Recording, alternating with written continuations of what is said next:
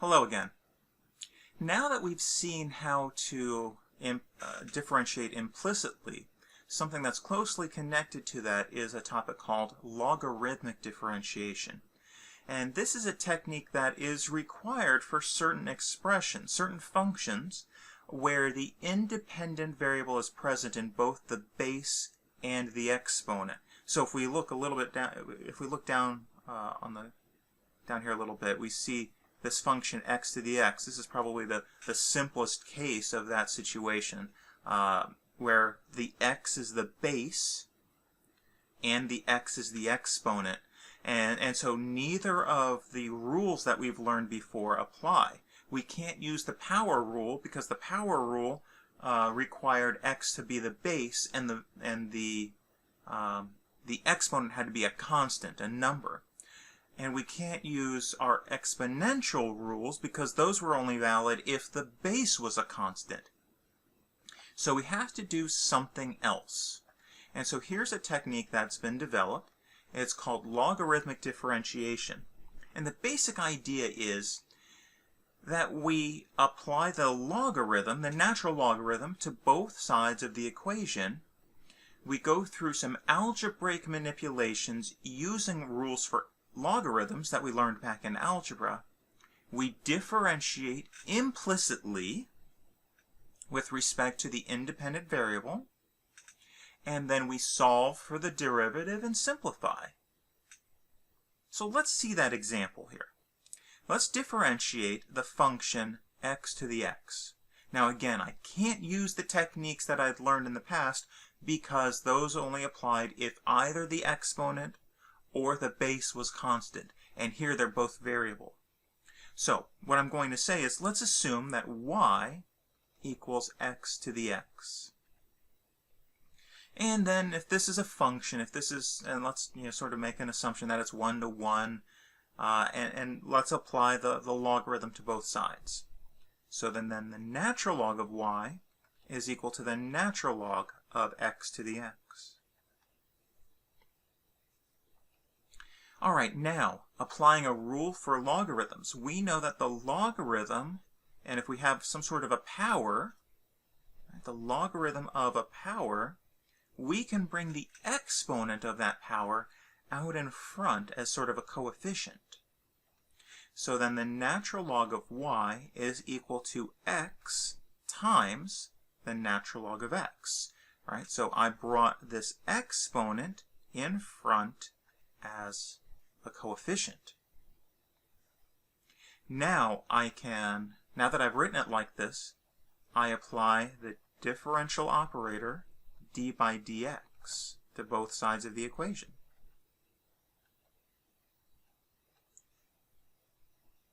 All right, so d by dx of natural log y is equal to d by dx of x times the natural log of x. All right, the derivative with respect to x of the natural log of y, that would be 1 over y by dy dx. D by dx of x natural log x. What are we going to need to do here? If you said product rule, great. Let's apply the product rule. D by dx of x times natural log x, that would be 1 times natural log x plus x times 1 over x. So then 1 over y dy dx is equal to natural log x plus 1. Right? X times 1 over x is 1, as long as x is non-zero. All right, so now we want dy dx. We want f prime of x, and if f of x is y, then we want y prime. All right, so we need the dy dx. Let's multiply through by y. All right, so let's take this equation and multiply through both sides of the equation by y. So then dy dx is equal to y times natural log x plus 1. But what was y? Y was x to the x. Y was x to the x. So then the derivative, f prime of x is equal to x to the x times the natural log of x plus 1. So again, what did I do? I assumed the function was some y. I applied the logarithm to both sides. Then I manipulated the right-hand side so that I could get it to a form that I knew how to differentiate. So I used manipulation with logarithms. Then I differentiated both sides implicitly. Then I solved for the dy dx. And then one more thing, I replaced the y with its original value.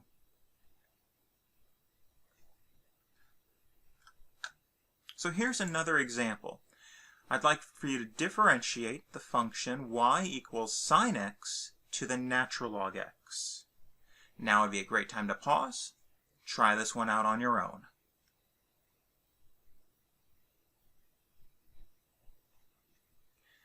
Like I did in the previous exercise, I'll apply the natural log. So then the natural log of y is equal to the natural log of sine x to the natural log x. Manipulating the logarithmic expression on the right-hand side. The natural log of y would be natural log x times the natural log of sine x. I will now differentiate with respect to x, both sides of the equation.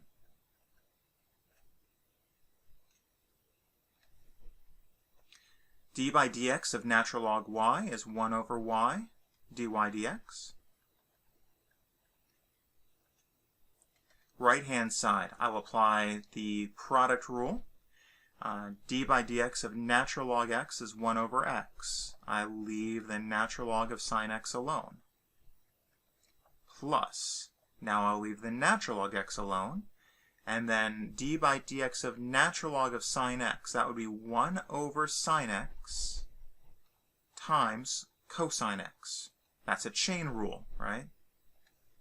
This is a chain rule here.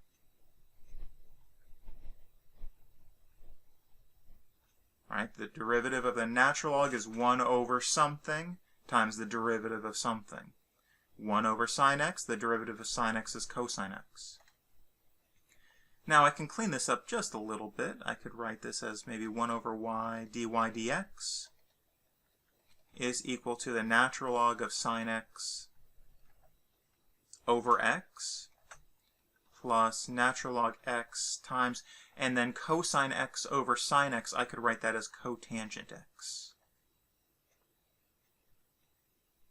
So then dy dx multiplying by y would equal y times that whole expression. I'm not going to write that whole expression right now. And so then dy dx is equal to y, which was sine x to the natural log x times natural log of sine x over x plus natural log x cotangent x. It's a messy expression, but it works. So these last two situations, we pretty much had to use this logarithmic differentiation technique. But there are other situations where we don't have to use it, but it might be useful. Let's see an example like that. So here we have the function, we have y equals square root x times e to the x squared times x squared plus 1 to the 10th power.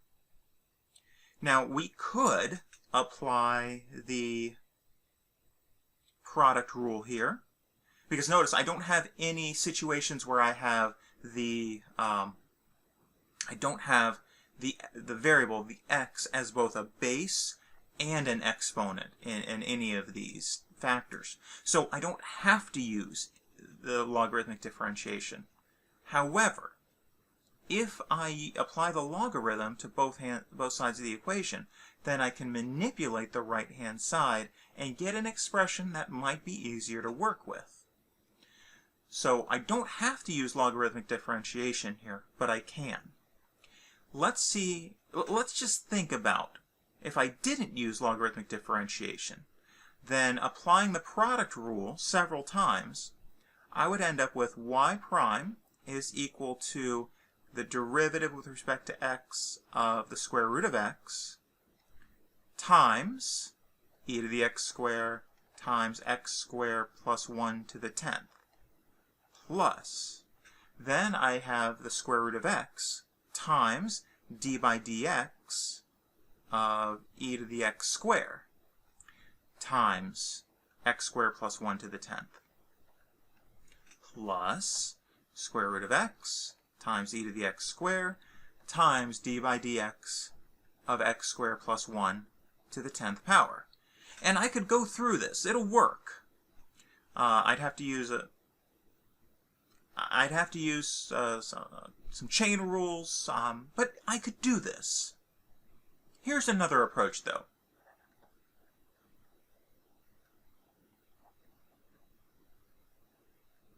Let's apply logarithmic differentiation.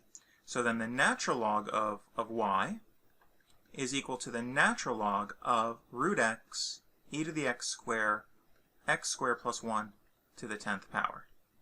Now what's nice about this is if you think about how logarithms work, this right-hand side can be expanded. This is the same as the natural log of the square root of x plus the natural log of e to the x squared plus the natural log of x squared plus 1 to the 10th power. Now, applying further rules for logarithms, that's the same as 1/2 natural log x, because the square root of x is the same as x to the 1/2 power, isn't it? All right, that's an x to the 1/2 power, so then 1/2 natural log x.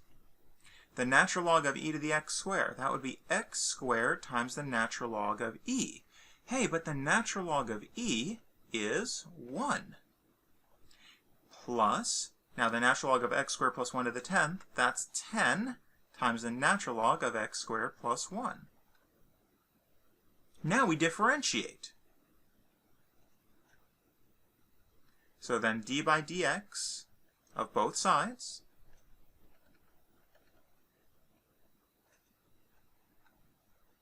so that would be 1 over y dy dx is equal to, now 1/2, the derivative of natural log x is 1 over x, so that's 1/2 times 1 over x. The natural log of x squared is 2x times 1 plus 10 times the derivative of the natural log of x squared plus 1, that would be 1 over x squared plus 1 times 2x from the chain rule.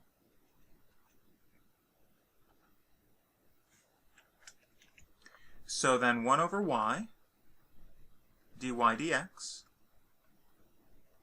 is equal to 1 over 2x plus 2x plus 20x over x squared plus 1. And then, like we've done before, we multiply through by the original y.